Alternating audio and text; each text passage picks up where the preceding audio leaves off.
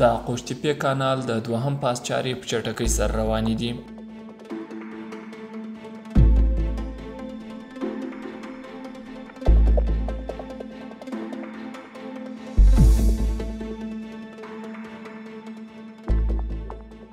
د قوشتېپې کانال دوهم فاز چې 170 کیلومتره اوږدوالی لري د بلخ له دولت آباد څخه پیل د جوزجان له اقچې ولسوالۍ څخه تیریږي او د فاریاب پاندخوی ولسوالۍ ختمیږي.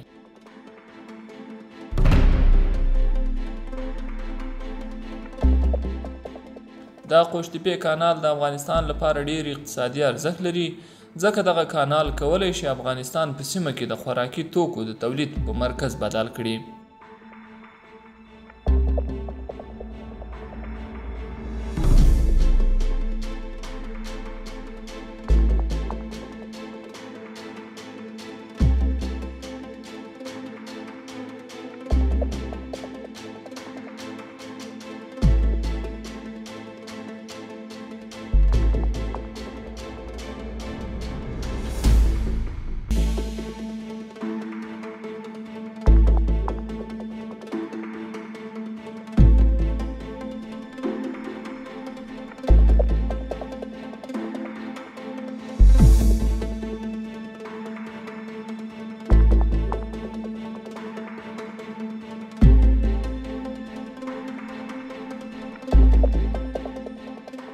د اسلامي امارت چارواکي وایي چې د هیواد د ټولو اوبو د مدیریت لپاره هوډمن دي او په دې برخه کې به نه چاته زیان رسوي او نه به هم له نورو څخه زیان ومني.